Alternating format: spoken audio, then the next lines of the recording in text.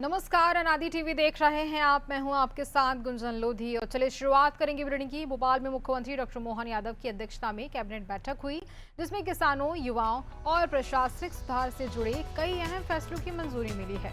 वहीं मुख्यमंत्री ने खंडवा के ओमकारेश्वर स्थित ममलेश्वर मंदिर में जलाभिषेक और पूजा अर्चना की और दादा गुरु की चौथी नर्मदा यात्रा के समापन अवसर पर वह शामिल हुए।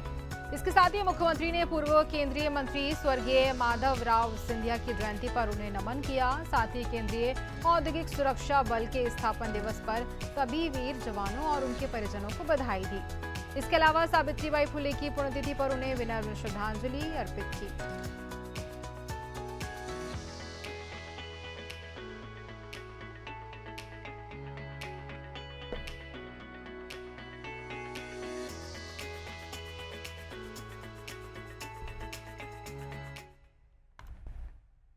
भोपाल में मुख्यमंत्री डॉक्टर मोहन यादव की अध्यक्षता में कैबिनेट बैठक हुई, जिसमें किसानों, युवाओं और प्रशासनिक सुधार से जुड़े कई अहम फैसलों को मंजूरी दी गई।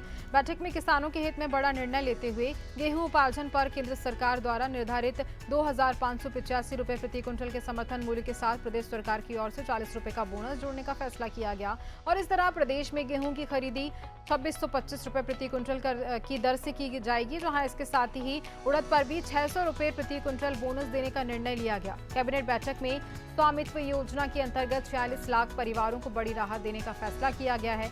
जिन परिवारों के पास अपने स्वामित्व के दस्तावेज नहीं हैं, उनकी रजिस्ट्री राज्य सरकार द्वारा निःशुल्क कराई जाएगी और स्टाम्प शुल्क भी माफ किया जाएगा। युवाओं को प्रशासनिक प्रक्रिया से जोड़ने और गुड गवर्नेंस को मजबूत करने के उद्देश्य से मुख्यमंत्री young interns for good governance program शुरू करने का निर्णय लिया गया। मंत्री चैतन्य कश्यप ने बताया है कि केंद्र सरकार के निर्देशों के अनुसार प्रदेश के कमर्शियल गैस सिलेंडर की डिलीवरी पर फिलहाल रोक जारी रहेगी और पेट्रोलियम पदार्थों की सतत निगरानी के निर्देश भी दिए गए हैं। गेहूं उपार्जन में जो 2585 रुपए का केंद्र का मिनिमम समर्थन मूल्य था, उसमें मध्य प्रदेश सरकार ने पहली बार 40 रुपए का बोनस जोड़ करके और उसे 2625 रुपए में खरीदी करने का निर्णय लिया है। यह कदम जो हमारे घोषणा पत्र में 2700 रुपए का कदम है, उसमें यह क्रमबद्ध बढ़ने की शुरुआत हुई है और इसी के साथ में उड़द के ऊपर 600 रुपए प्रति क्विंटल की दर से बोनस देने का भी निश्चय किया गया है। कृषि वर्ष को इस बार मनाना भी है। कृषि से संबंधित सारे साल भर के कार्यक्रम तैयार हो रहे हैं और जिसमें विभिन्न क्षेत्रीय स्तर पर भी खेती को बढ़ावा मिले, वह पूरे प्रदेश के अंदर नई उन्नत तकनीक के साथ में खेती बढ़े, इन सब के बारे में लगातार योजनाएं बन रही है। परंतु जो हमारा मुख्य ध्येय है कि किसानों को उनकी उपज का पूरा मूल्य मिले और उसी के अंदर पूर्व में भी भावांतर योजना सफलतापूर्वक मध्य प्रदेश में जो लागू की गई है, इस बार गेहूं उपार्जन का भी पूर्णतया जो भाव वृद्धि करके हमने दिया है। मुख्यमंत्री डॉक्टर मोहन यादव ने खंडवा के ओमकारेश्वर स्थित ममलेश्वर मंदिर में जलाभिषेक और पूजा अर्चना की। दादा गुरु की चौथी नर्मदा यात्रा के समापन अवसर पर मुख्यमंत्री ने मां नर्मदा के जल से भगवान ममलेश्वर का अभिषेक किया और प्रदेशवासियों की सुख समृद्धि की कामना की।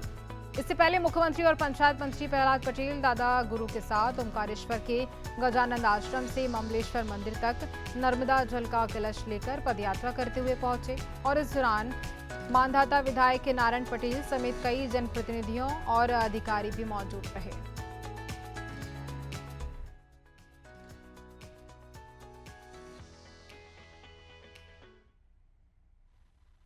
भारत की जो संस्कृति है वो प्रकृति प्रधान है। सनातन जो हमारा धर्म है, इसी दुनिया को उन शक्तियों का दर्शन कराया जो जीव जगत का आधार है। आज सारी दुनिया में जहाँ एक तरफ मिटाने की बात हो रही है, सारी दुनिया संक्रमण और आपदाओं का शिकार हो रही है, वहीं दूसरी तरफ इस देवभूमि भारत की जो सनातन संस्कृति है, जो धर्म है, जो हमारी परंपराएं और मान्यताएं हैं, वो कहीं ना कहीं एक संक्रमण मुक्त जीवन की ओर ले जाती है, जीना सिखाती है।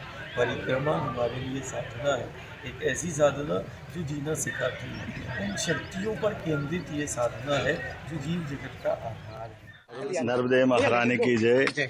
दादा गुरु ने निराहार रहते हुए ये जो अद्भुत परिक्रमा की है, मेरे साथ माननीय हमारे प्रभारी डॉक्टर महेंद्र सिंह जी, यहाँ के विधायक हमारे माननीय नारायण पटेल जी, हम सब ने मिलकर सानंद माँ की कृपा से ममलेश्वर भगवान को जलार्पित भी किया।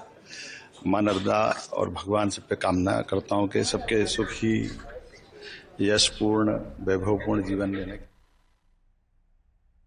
मध्य प्रदेश के मुख्यमंत्री डॉक्टर मोहन यादव इंदौर पहुंचे, जहां उन्होंने भारतीय जनता पार्टी के प्रशिक्षण शिविर में हिस्सा लिया।